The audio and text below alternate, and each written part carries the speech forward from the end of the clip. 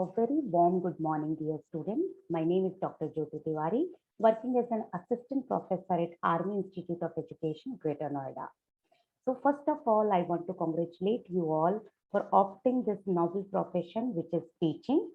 In this video, we are going to cover the CET examination pattern and some basic questions related to teaching aptitude. So let's start. So as you all know that the CET entrance exam test, which will be conducted by the Guru Gobind Singh Indraprasth University, the form filling process is going on. And just few days back, the date is extended till 31st of May 2020. And the course code for B.Ed is CET code 122, and for B.Ed special education, it is CET code 159. You will get 100 questions for the common interest test, which is CET for B.Ed and B.Ed Special Ed, both. And the first 25 questions will be related with the language proficiency. You can choose language either Hindi and English. The second portion is related with mental ability and reasoning. You will get 25 questions on the basis of mental ability and reasoning. And the third part is related with general awareness. You will get 25 questions based on general awareness. And the fourth and very important part, which is related to teaching aptitude. In this portion, you will get 25 questions. So the total questions are 100, and the maximum marks of this CET paper is 100. So each question is for 4 marks, and negative marking is also there. So be careful while attempting the questions. If you attempt the wrong answer, you will reduce 1/4 marks from your correct answers. Okay. So in this video specifically, we are going to cover the aptitude for teaching. What is teaching aptitude, why it is important, and we will discuss few questions based on teaching aptitude. So basically, teaching aptitude is comprised of two words, which is teaching and aptitude. And as you all know that teaching is basically a relation or interaction of teacher and student, where a teacher convey their content knowledge, skills, aptitude, attitude, values to the students, and try to change its behavior, try to change the behavior of the students. So as per the gaze, teaching is a personal relationship between the teacher and the taught. Here the taught word is for student. So as per gaze, teaching is a personal relationship between teacher and the taught, causing behavior modification. So through this teaching process, we want to modify the behavior of the student. So according to the gaze, it is a personal relationship between student and teacher, and it causing the behavior modification among students. Same definition is given by the Clark. According to the Clark, all those organized activities. Organized activities means it is planned, it is systematic. So teaching is a planned process, systematic process. So as per Clark, all those organized activities that may result in modifying the behavior of the learner is known as teaching. Okay. So hope you understand the teaching and the teaching process, in which a student and teacher interacting with each other, and the objective is to modify the behavior of the student. But it is a limited definition. It is not always only the behavior modification is there on the student's part. Through this process, a teacher also learn a lot. But basically, in result, we get behavior modification and behavior updatation. And what is aptitude? So aptitude is basically a natural ability to do something. Okay. if I have the natural ability of teaching, and I will get some training also in that particular area, so the rate of success will be higher. So before entering any profession, it is necessary to check the aptitude related to that profession. So in teaching, as you all know, that teaching is a profession where you require patience, content knowledge, the lot of skills like explanation, the handling the situations. So if you have the natural ability to teach the students, it is good for this profession, because after getting training, your success rate, means for becoming a successful teacher, will be the higher one. Okay, so this is the aptitude. And while you are attempting the questions related to the teaching aptitude, you have to keep in mind that you choose the ideal situation, that what will be the best in that particular situation. Sometimes you may find that it is not realistic, but choose the ideal situation. Otherwise, you will get negative marking in that particular question. Like if I want to give you the example, means you have some differently able students in your classroom, and the question will come that how you will manage. Maybe you are not ready to handle this type of situation, but read the options and uh, the options given carefully, and choose the best suitable question, because and best ideal option, because everything starts from the mindset, and through that questions the examiner wants to know that what type of mindset you have for this particular situation. So read all the options carefully and choose the best possible or the best ideal option out of these questions. So out of these options, so let's start. We will solve some questions which is based on teaching aptitude. So read the first question. If majority of students in your class are weak, you should. So the question is asking that if the maximum students of your class are weak, what you should do in that particular situation. So read the option carefully. Not care about the intelligent student. The first option is, if the majority of students are weak in your class, you avoid the intelligent students, but this is not a correct option. You can't avoid, you need to give equal focus to each student of your class. So the first question is not a good option. The second is, keep your speed of teaching fast so that students' comprehension level may increase. The second option is suggested.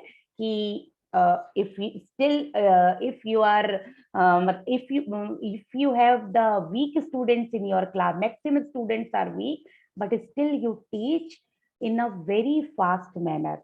So this option is also again a wrong option, because as the most of the students are weak and still you are teaching in a fast pace, they will not get what you are teaching. So this is the wrong option. The third is, keep your teaching slow. This could be the right answer, but as you are aware that not all the students are weak, majority of the students are weak. So some intelligent students also will be there in your class. So if you teach in a slow pace, what they will do. So this is also a wrong option. So let's focus on the fourth option, which is, keep your teaching slow along with extra guidance to bright people. And this is the most appropriate option of this question, that if you're the majority of the student in your class are weak, you should teach them in a slow pace, but you will provide some extra guidance to the bright people. Okay, hope you are getting my point. So while you are attempting this type of question, keep the ideal situation in your mind. The next question is, a teacher who is not able to draw the attention of his students should. So the question is asking that if you are a teacher and if you are not able to draw the attention of your class, of your student, so what you should do? The first option is evaluate his teaching methods and improve it. So if I'm not getting attention of my student, what I should do? I should evaluate my teaching skills, because maybe if I'm not teaching in a good way, that's why students are not focusing on me, not giving attention to me. So this is the first option. The second option is resign from the job. So to giving up is not never a good option. So this will not a correct option. The third option is find fault in his people. In his people means in his students. So this is the easy option. And usually what we will do if the students are not paying attention towards me, it is very easy to complain that the students are having fault, they are not attentive, they are not giving attention, but this is not the right way of teaching. So this option is also incorrect. The last option is start dictating. Means as a teacher, if the students are not paying attention, you start dictating them and ask them to note down the things. So, but this is also an incorrect option. So the correct option of this question is evaluate his teaching methods and improve it. So if the students are not paying attention towards your teaching, you should always evaluate your teaching method and improve it. Okay, and the third question is arrange the following process in order. So in this question, you will get some steps of teaching, and we need to arrange them in a proper order. So the first option is relating the present knowledge with the previous knowledge. Okay, so this question want to say that whatever student already knows, so you should first identify the previous knowledge. Second option is evaluation. The third is reteaching. And the fourth is formulating objectives. And the last option is presentation of material. Okay, so while solving this type of question, what you need to do, you need to just check whether one or first or second step, and check that the which in which order they are covering. So like if you are aware about the teaching process, the first task for teaching is to formulating objectives. Okay, that is the task a teacher usually do before entering the class. So the first option correct here is formulating objective. And this is before entering the class, and after entering the class, what a teacher do, relating the present knowledge with the previous knowledge. So according to me, the formulating objective is the first step. The second step is relating the present knowledge with the previous knowledge. So 4 and 1. So in this table, you will get, you can see that the fourth option, where the first step is 4, then first, and at the third stage, the teacher will present the material. Okay, so formulating objective first, then relating the previous knowledge with the current knowledge. The means the check the previous knowledge is the second step. Presentation of material is the third step. Then after teaching, the teacher will evaluate that whether the students are getting or not, and if they are not getting, what at the end she will reteach. If they are not able to get the teaching, then at the last stage the teacher will reteach.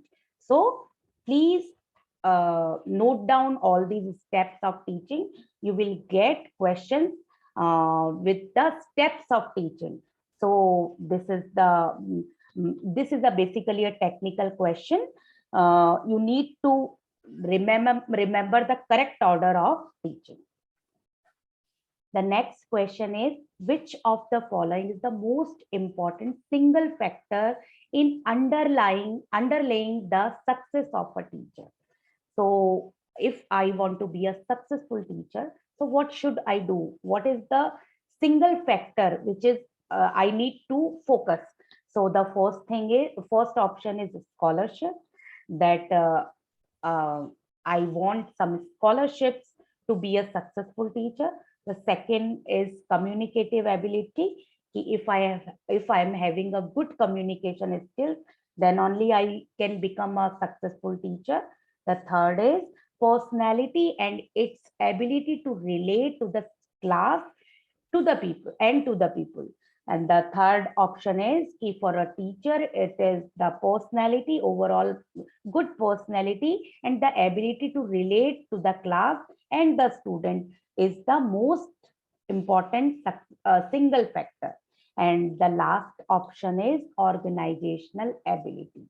So although all options are correct, we need a whole package to become a successful teacher. But in the question, they are asking the single factor, means we need to choose only one most appropriate option. So the third option, which is personality and its ability to relate to the class and to the people, means students. So if I want to become a successful teacher, I need a good personality and the ability to relate the class and the students. So that is the basic thing and the most important factor to become a successful teacher. Next question is, if some of your people misbehave with you in the school campus, you must. This type of question usually you get in teaching aptitude testing questions, if someone is misbehaving, how you will handle this situation. So the first option is report to the principal. In that particular situation, you will go to the school principal and tell about the student. The second option is report to their parent. And third option is improve their behavior by your own character and scholarship. And the last option is mobilize other teachers against these guys. So dear students, the first option and the second option means to report someone else is very simple, but it's not a good option for a teacher. If the someone is misbehaving with you, your student is misbehaving with you, and you report to the principal, you report to the parent, or you tell the other teacher against that particular student. All these three options are incorrect. If some students are misbehaving with you in that particular situation, you need to improve their behavior with counseling, with your own character. You give them your example, you become their role model, and scholarship, you can give them incentive, reward for good behavior and try to modify their behavior. So the most appropriate answer for this question is the option C, improve their behavior by your own character and scholarship. The next question is, if backbenchers are always talking in the classroom, a teacher should. So if you are teaching and the last bench student, means backbenchers, are always talking in your class, so what you should do? So the first option is let them do what they are doing. So this is not the ideal situation. You leave them and allow them what they are doing. So this is the incorrect option. The second option is punish them. So this is also an incorrect option, because as you all know, nowadays we are focusing on the child-centered teaching and corporal punishments are banned. So you can't punish students nowadays. So the second option is also incorrect. The third option is ask them to sit on the front benches. And the last option is none of above. So the most appropriate answer of this question is ask them to sit on the front benches, so you can keep an eye on those students who are talking, or because usually what happened, the students from back benches, they assume that teacher is not observing them and they can easily talk or whatever they want to do. So the most appropriate solution of this problem is to ask them to sit in the front benches, on the front benches. Okay. The next question is use of telecast materials. Telecast materials means which is available on the net or any website. You can, if you are using for your class, so the material which is already available in the internet is called the telecast material. So what is the use of these telecast material? The first option is enhance concentration and learning. Okay. So the telecast material improve the concentration and enhance the learning. The second option is reduce the burden of the teacher. And the third option is increase retention power. Retention power means to ability to recall, means because whatever telecast material is available on the net or YouTube or visuals, so basically it retains in our mind for a long time. So it increase the retention power, it reduce the burden of the teacher, because it is helpful for a teacher also, because these materials provide a better picture, a better clarification of the content. So sometimes it reduces the burden of the teacher and it enhances the concentration and learning also. So the most appropriate option is all of the above for this question. The next question is maximum participation of students is possible in teaching through. So every teacher wants the maximum participation of the student. So the options are lecture method, discussion method, textbook method, and assignment method. So as you all know, in the lecture method is a teacher-centric method where the students are passive listener and the teacher is the active one. So in this situation, you will not get the maximum participation of a student. So the lecture method is not the appropriate one. If you want the maximum participation, the most appropriate method is discussion method. If you discuss with the student, you will get maximum participation. Textbook method, where the teacher asks you to read aloud or read by your own, that is the textbook method. And in assignment method, teacher used to give some assignment related to the content. But in all these three methods, like lecture method, textbook method, and assignment method, you will not get the maximum participation. Okay. If you involve students in your teaching, the most appropriate method out of these four is discussion method. The next question is, an effective teaching means all of the following except.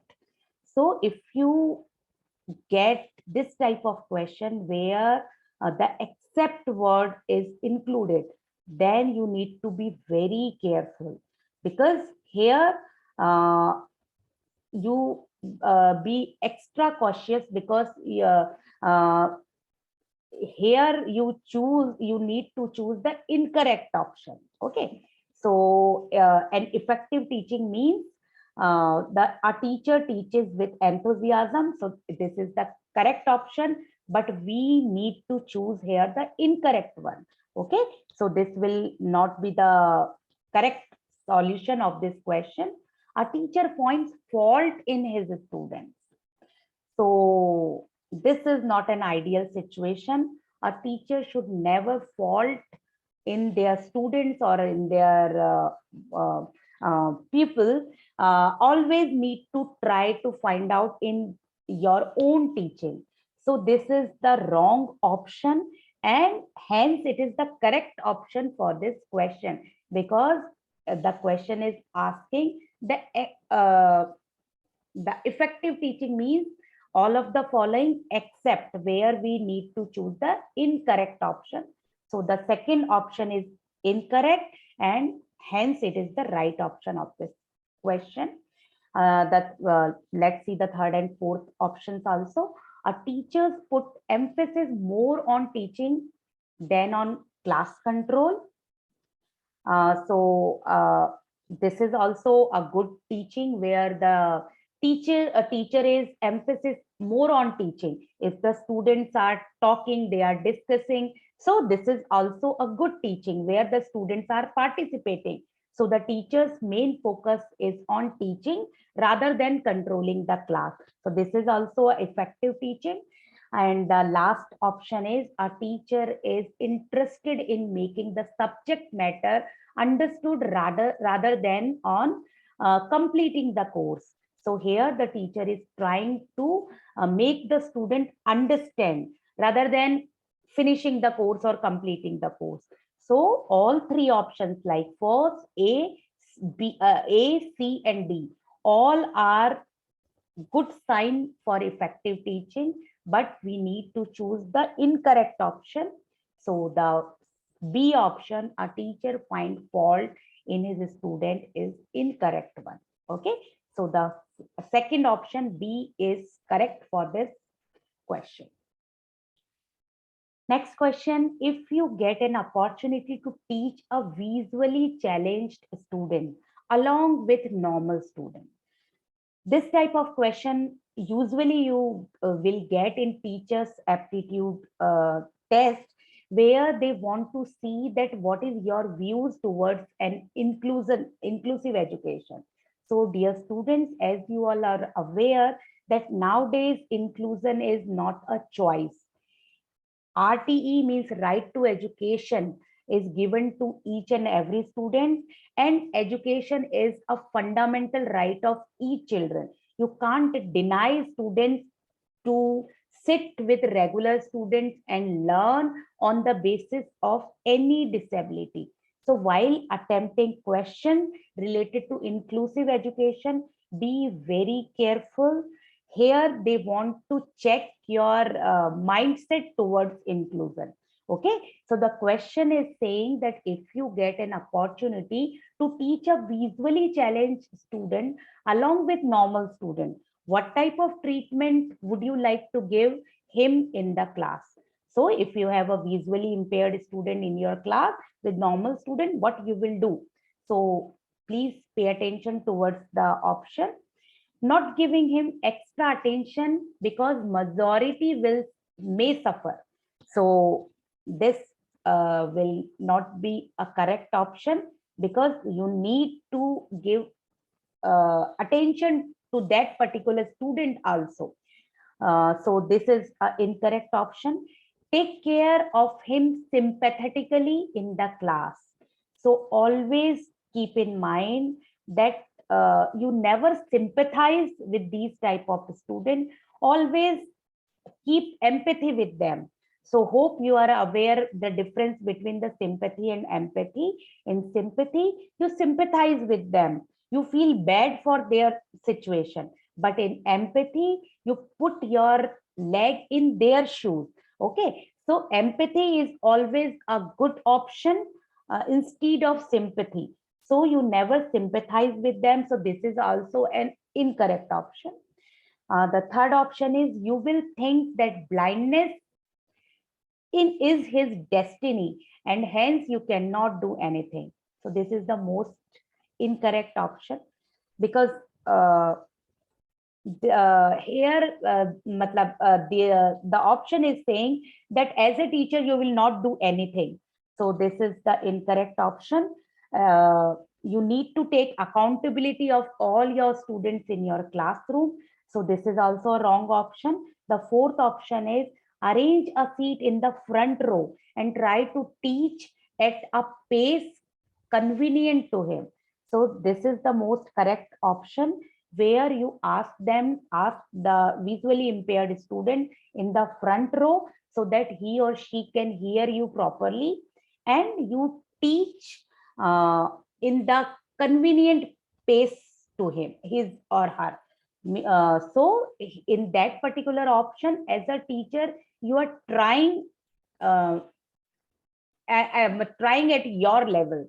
So this is the most appropriate answer of this question. And the next question is dynamic approach to teaching means. Dynamic means the new approach, the current approach. And nowadays we are focusing on child-centered teaching, and in which the students are involved, the students are active.